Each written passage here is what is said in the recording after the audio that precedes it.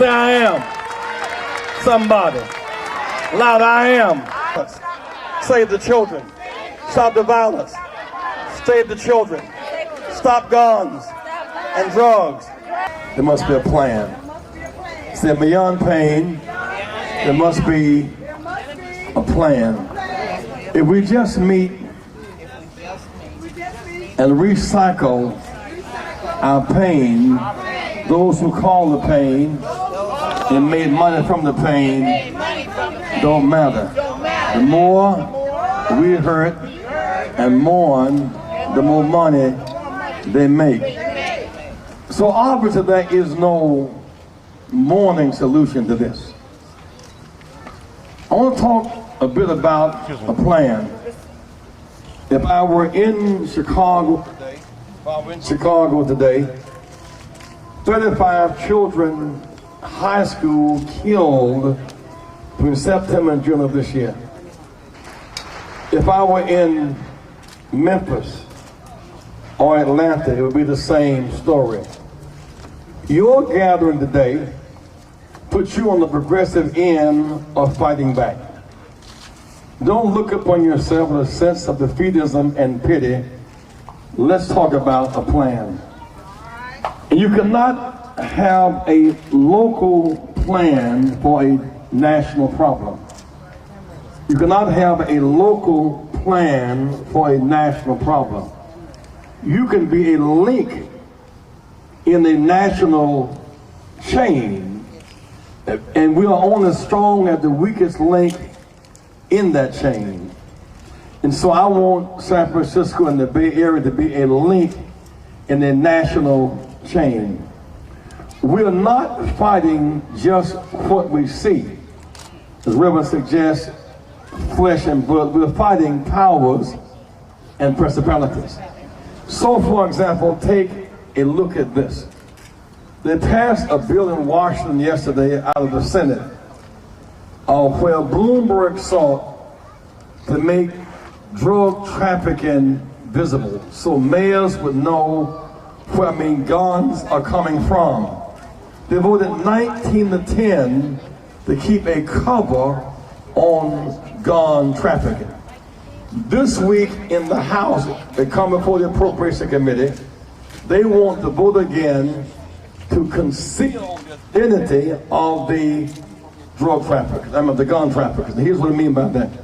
From 1996 to 2000, we have most of our data on where the guns came from that kill people.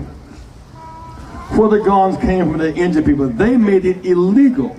Now they want to go a step further. While we mourn, they want to go a step further. They want to make, if a policeman finds out where the gun came from to kill your child, unless he uses it strictly in court, if that police gives that gun information to the mayor, he can be charged with a crime. If that policeman gives that data to a newspaper, a TV, he can be charged with a crime. They're trying to criminalize making public where the guns come from. So one very specific thing, which means you must connect with people, you must... Go ahead, that's the mic. You must... We're working out, y'all, we're working out. We in the Bay Area today must connect with the Brady organization, connect with Million Moms March, must connect with other groups around the country who are fighting the same problem. This is not just a San Francisco issue. It's not just a black issue. Columbine was not a black issue. That's right. Virginia Tech massacre was not a black issue. Paducah, Kentucky was not a black issue. Pearl, Mississippi was not a black issue. And so let's put this thing in a higher perspective, even than the color of the violence. For example, last year, we lost more children to violence, gun violence, under age 12 all the soldiers killed in Iraq the last 4 years. In Iraq in 4 years, we've lost 3,600 soldiers. We lose 30,000 a year to gun violence in America. Of those killed by guns, of that 30,000, 40% are homicide. 60% are suicide. There are more killing themselves with guns than suicide, even than homicide.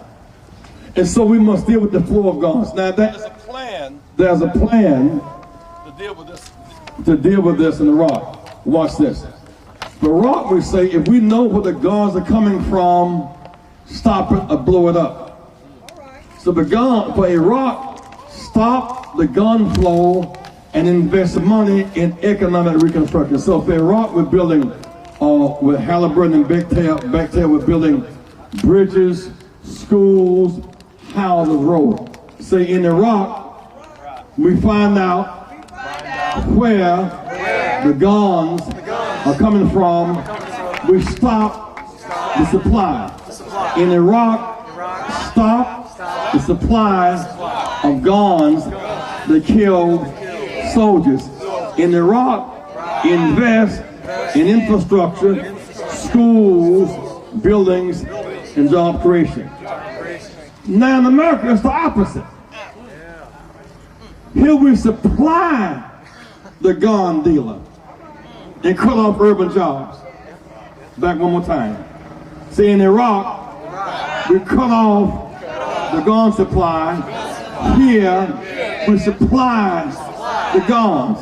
In Iraq, we invest in roads, building, schools, and jobs. Here, cut off money for roads, bridges, and schools. That's like being farsighted. A plan to reconstruct Iraq, a plan to destroy urban cities. Go a step further. Say jobs and investment going out, drugs and guns coming in. Jobs and investment going out, drugs and guns coming in.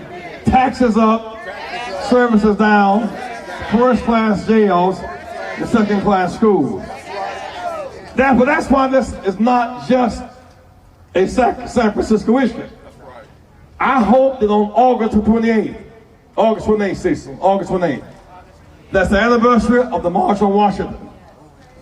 I want 100 cities and towns that day to target a particular gun shop and close it down. Yeah. We must stop the flow of guns. Say stop the flow of guns. Stop the flow of guns. Today, if you try to buy a gun, and because of age or your record, you cannot buy the gun. You can come behind her and buy, if you pass the test, 100 guns. They won't even accept one gun per month, 12 a year. You can buy 100 guns. You then sell the guns to her at double the price, which makes you a gun runner, but then you say, you report that they stole your gun, so when she hurts somebody, you're not liable. I'm trying to say think. Say think.